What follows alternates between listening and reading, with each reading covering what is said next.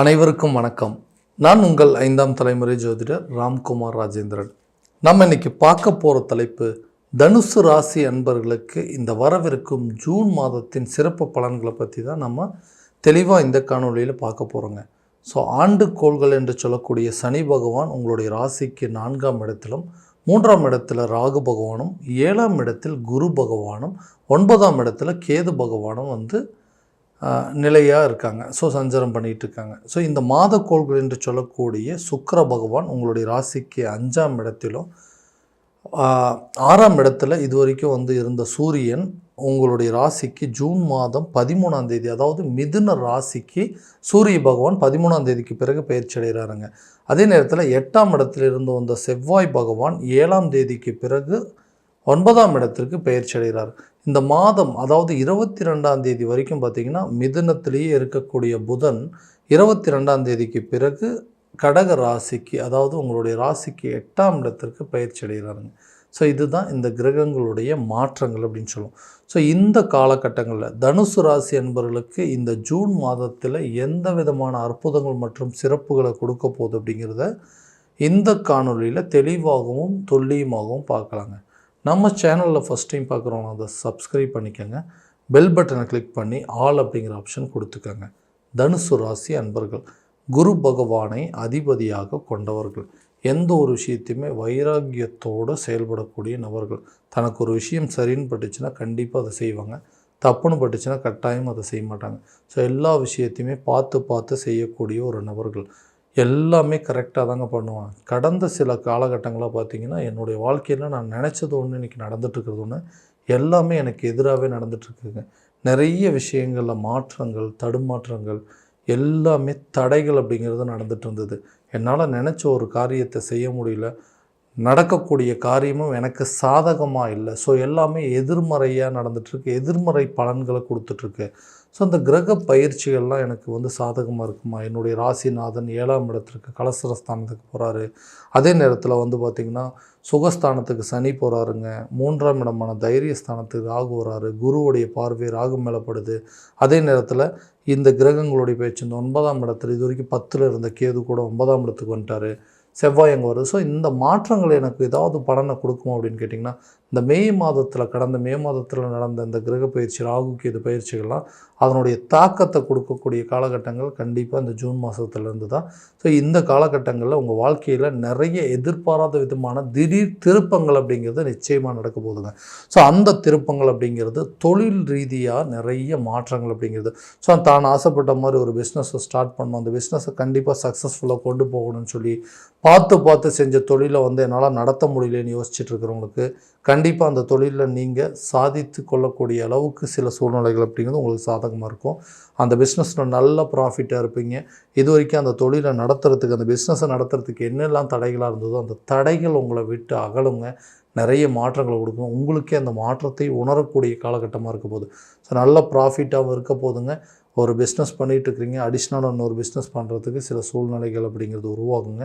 அதில் உங்களுக்கு கிடைக்க வேண்டிய சில நல்ல விஷயங்கள், அதாவது தொழில் ரீதியாக உங்களுக்கு கிடைக்கக்கூடிய கான்ட்ராக்டாக இருக்கட்டுங்க, சில விஷயங்கள் உங்களுக்கு கிடைக்கக்கூடிய சில ஒப்பந்தங்கள், அதே போல் வெளியூர் மற்றும் வெளிநாடு கான்ட்ராக்ட் அப்படிங்கிறதெல்லாம் உங்களுக்கு கண்டிப்பாக உங்களை தேடி வரக்கூடிய காலமாக இருக்க போது. ஸோ தொழிலில் நல்ல ஒரு சேஞ்சஸ் அப்படிங்கிறது இருக்குங்க. வேலையில் இருக்கிறவங்களுக்கு நிறைய மாற்றங்களை கொடுக்கக்கூடிய ஒரு காலகட்டமாக இருக்க போகுது. வேலை எப்படின்னா, தான் நினச்ச மாதிரி ஒரு வேலை அப்படிங்கிறது போகணும். என்ன பண்ணுறதுங்க, ஏதோ ஒரு சூழ்நிலை, வேறு வழி இல்லாமல் எனக்கு பிடிச்ச வேலையை செய்கிறதுக்கு இல்லாமல் கிடைச்ச வேலையை செய்கிற மாதிரி சில சூழ்நிலை வந்துருச்சு. ஸோ எனக்கு பிடிச்ச மாதிரி சில வேலையை செய்யணும்னு ரொம்ப நாள் ஆசைங்க, அதுக்குண்டான முயற்சி எடுத்துருங்க, அது கிடைக்கல அப்படின்னிங்கன்னா கட்டாயமாக கிடைக்குங்க. உங்களுக்கு விருப்பப்பட்ட மாதிரி உங்களுடைய துறைக்கு நீங்கள் படித்த படிப்புக்கு தகுந்த மாதிரி உங்களுக்கு ஒரு நல்ல வேலை கிடைக்கும். அந்த வேலையில் ஆல்ரெடி நான் நிறைய கஷ்டப்பட்டு இருக்குங்க, எல்லா வேலையும் நானே செய்வேன், கரெக்டாக செஞ்சு முடிப்பேன். ஆனால் அதுக்குண்டான ஒரு பதவி உயர்வோ இல்லை சம்பள உயர்வோ அல்லது ஒரு டிரான்ஸ்ஃபர் அப்படிங்கிறது எதுவுமே கிடைக்கல அப்படின்னு யோசிச்சிங்கன்னா கண்டிப்பாக இந்த காலகட்டங்களில் உங்களுடைய வேலையில் நல்ல ஒரு மாற்றம், நல்ல ஒரு முன்னேற்றம், உங்களுக்கு பிடிச்ச மாதிரி ஒரு வேலையில் ஜாயின் பண்ணுறதுக்கான சூழல் அப்படிங்கிறதுலாம் கண்டிப்பாக நடக்க போகுதுங்க.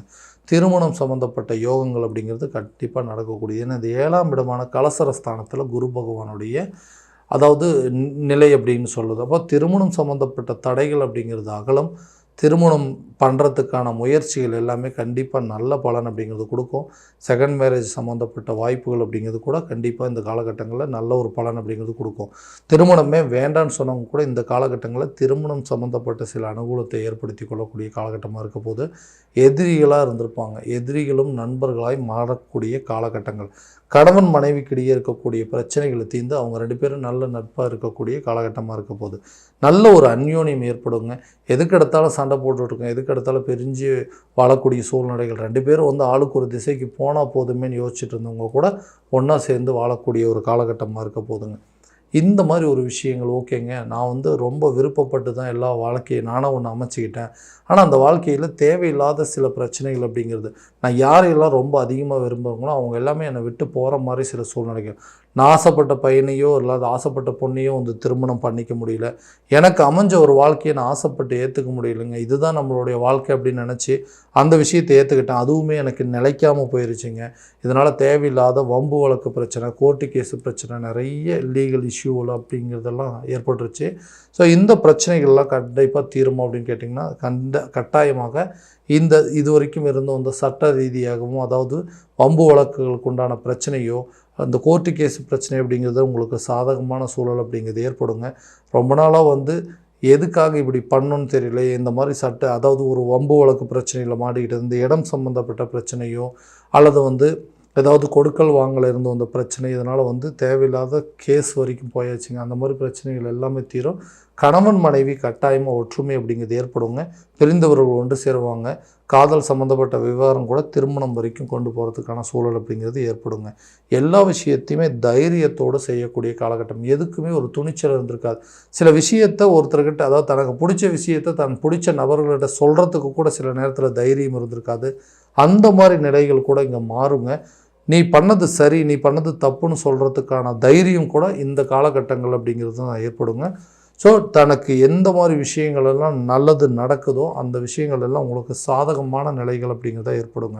புத்திரர் பாக்கியம் அப்படிங்கிறது ஏற்படும். குழந்தை பாக்கியம் இல்லாதவங்களுக்கு கூட குழந்தை பாக்கியம் ஏற்படுவதற்கான காலகட்டங்கள் அப்படிங்கிறது கண்டிப்பாக இருக்குங்க. ஸோ நீண்ட நாட்களாக பிரிந்து வாழக்கூடிய நபர்கள் ஒன்று சேருவதற்கான முயற்சிகள், திருமணம் சம்மந்தப்பட்ட அனுகூலங்கள், புத்திரர் சம்மந்தப்பட்ட பாக்கியங்கள் அப்படிங்கிறதெல்லாம் ஏற்படுங்க. புதிய வீடு வாங்கிறதுக்கான முயற்சிகளோ அல்லது புதிய சொத்துக்களுக்கு உண்டான சேர்க்கையோ அல்லது ஒரு நகை வாங்கிறதுக்கோ இல்லை வீட்டுக்கு தேவையான பொருட்கள்லாம் வாங்கணும் அப்படின்னு கேட்டிங்கன்னா கண்டிப்பாக இந்த காலகட்டங்களில் அதுக்கு உண்டான பலன்கள் எல்லாமே இருக்குது. ஸோ புதிய ஆடம்பரமான பொருட்களையோ அல்லது புதிய சொத்துக்கள் சேர்க்கை எல்லாத்தையுமே வாங்கி மகிழ்ந்து கொள்ளக்கூடிய காலகட்டம், மகிழ்ச்சிகரமான ஒரு காலகட்டமாக இருக்க போதுங்க. ஸோ அடுத்தது இந்த ஆரோக்கியம் சம்மந்தப்பட்ட பாதிப்புகள், இது வரைக்கும் குரு பகவான் 6ஆம் இடத்துல இருந்து உங்களுக்கு தேவையில்லாத உடல் ரீதியாக சில தொந்தரவுகள், தோல் சம்மந்தப்பட்ட சில அலர்ஜிகள், அந்த மாதிரி விஷயங்கள்லாம் கொடுத்துருக்கும். அந்த பாதிப்புகள் உங்களை விட்டு விலக போது. ஆரோக்கியத்தில் நல்ல ஒரு முன்னேற்றம் அப்படிங்கிறது இருக்க போதுங்க. உடல் ரீதியாக இதுவரை இந்த கெடுதல்கள் அப்படிங்கிறது அகலும். ஸோ இந்த 6ஆம் இடம் அப்படிங்கிறது நோய் மற்றும் எதிரிகள் ஸ்தானம் அப்படின்னு சொல்லுவாங்க. உங்களுடைய எதிரிகள் உங்களை விட்டு விலகக்கூடிய காலகட்டமாக இருக்க போது. யாரெல்லாம் உங்களை எதிரியாக நினச்சாங்களோ அவங்களே நண்பர்களாக மாறக்கூடிய காலகட்டங்கள். நட்பு ஸ்தானம், அதாவது மனைவி, தொழில் கூட்டாளிகள், நட்பு ஸ்தானம் என்று சொல்லக்கூடிய 7ஆம் இடத்துல குரு பகவான் வரதுனால எதிரிகள் கூட நண்பர்களாக மாறுவாங்க. நீண்ட காலமாக பிரிந்து இருக்கக்கூடிய நண்பர்களோ அவங்களே ஒன்று சேருவதற்கான சில வாய்ப்புகள். யாராவது ஏதாவது ஒரு சூழ்நிலையில் உங்களை மிஸ் அண்டர்ஸ்டாண்டிங் பண்ணிவிட்டு உங்களை விட்டு பிரிஞ்சு போயிருப்பாங்க. அவங்க கூட உங்களை சேரக்கூடிய ஒரு காலகட்டமாக இருக்க போது. இந்த குரு பயிற்சி அப்படிங்கிறது இந்த 7ஆம் இடத்துல இருக்கக்கூடிய குரு, அந்த குருவுடைய பார்வை 11ஆம் இடத்துல படுறதுனால தொட்ட விஷயங்கள், முதலீடு பண்ணுறதோ, ஒரு இன்வெஸ்ட்மெண்ட் பண்ணுறதோ, ஒரு ஷேர் மார்க்கெட் சம்மந்தப்பட்டதோ அல்லது மியூச்சுவல் ஃபண்ட் சம்மந்தப்பட்ட விஷயங்கள் எதில் நீங்கள் முதலீடு பண்ணியிருந்தாலும் அது உங்களுக்கு நல்ல ஒரு லாபத்தை கொடுக்கக்கூடிய ஒரு காலகட்டமாக இருக்க போகுது. அதே நேரத்தில் யாரெல்லாம் உங்களை ஏராளமாக பேசுகிறாங்க, யாரெல்லாம் உங்களை இழிவாக பேசுனாலோ அவங்களே உங்களை பெருமைப்படுத்தி பார்க்கக்கூடிய அளவுக்கு சூழ்நிலை. பரவாயில்லப்பா, எப்படியோ இருந்தேன், இன்றைக்கி எப்படியோ இருக்கிற, முதல்ல நீ இருந்ததுக்கு இப்போ இருந்ததுக்கு நல்ல ஒரு வித்தியாசம் இருக்குது. ஸோ உன்னுடைய வாழ்க்கை தரம் அப்படிங்கிறது உயர்ந்திருக்குது, வாழ்க்கை தரம் அப்படிங்கிறது மாறி இருக்குது. ஸோ இதுதான் உன்னுடைய உண்மையான அடையாளம் அப்படின்னு மற்றவங்களை பெருமைப்படுத்தக்கூடிய காலகட்டமாக இருக்க போதுங்க. தனம் சம்மந்தப்பட்ட தடைகள் அப்படிங்கிறது அகலுங்க. கல்வி ரீதியாக நல்ல ஒரு முன்னேற்றம் அப்படிங்கிறது இருக்கும். கல்வியில் இது வரைக்கும் இருந்து வந்த தடைகள் அப்படிங்கிறது நிச்சயமாக அகலுங்க. குழந்தைங்களோட கல்வியாக இருக்கட்டும், தன்னுடைய கல்வியாக இருக்கட்டும், கல்வியில் நல்ல முன்னேற்றம். இந்த தடைகள் எல்லாமே நீங்கி கல்வி வெளியூர் அல்லது வெளிநாடு சென்று படிப்பதற்கான வாய்ப்புகள், கல்வி சம்மந்தப்பட்ட சில முயற்சிகள் கூட நல்ல ஒரு பலன் அப்படிங்கிறது உங்களுக்கு நிச்சயமாக கொடுக்குங்க. அடுத்ததாக இந்த ஆரோக்கியத்தில் இருக்கக்கூடிய பிரச்சனைகள் அப்படிங்கிறது கண்டிப்பாக நீங்கள் நல்லபடியான ஒரு சில முயற்சிகள் எடுக்கும்போது கண்டிப்பாக அந்த ஆரோக்கியத்தில் இருக்கக்கூடிய கெடுதல்கள் அப்படிங்கிறது கட்டாயமாக விலகும். ஸோ இது வரைக்கும் நம்ம பார்த்தது எல்லாமே கோச்சார ரீதியான பலன்கள் மட்டும்தான். இந்த பலன்கள் அனைத்து உங்களுக்கு நடக்கும் அப்படின்னா கண்டிப்பாக உங்களுடைய சுய ஜாதகத்தை முழுமையாக தெரிஞ்சுட்டு அதற்குண்டானபடி முயற்சி பண்ணிங்கன்னா கட்டாயமாக அது நல்ல ஒரு வெற்றி அப்படிங்கிறது இருக்குங்க. ஸோ உங்கள் ஜாதகத்தை எங்கிட்ட பார்க்கணும் அப்படின்னு விருப்பப்பட்டீங்கன்னா கீழே தெரியுற நம்பருக்கு காண்டாக்ட் பண்ணி அப்பாயின்மெண்ட் ஃபிக்ஸ் பண்ணிக்கோங்க. அப்படி இல்லையா உங்களோட ஜாதகத்தை வாட்ஸ்அப் மூலமாக அனுப்பிச்சி வச்சிங்க அப்படின்னா தெளிவான முறையில் கணிச்சு துல்லியமான பலன்கள் அப்படிங்கிறது உங்களுக்கு தெரியப்படுத்தப்படும். மீண்டும் அடுத்த காணொலியில் உங்களை சந்திக்கும் வரை உங்களிடமிருந்து விடைபெறுவது உங்கள் ராம்குமார் ராஜேந்திரன். நன்றி.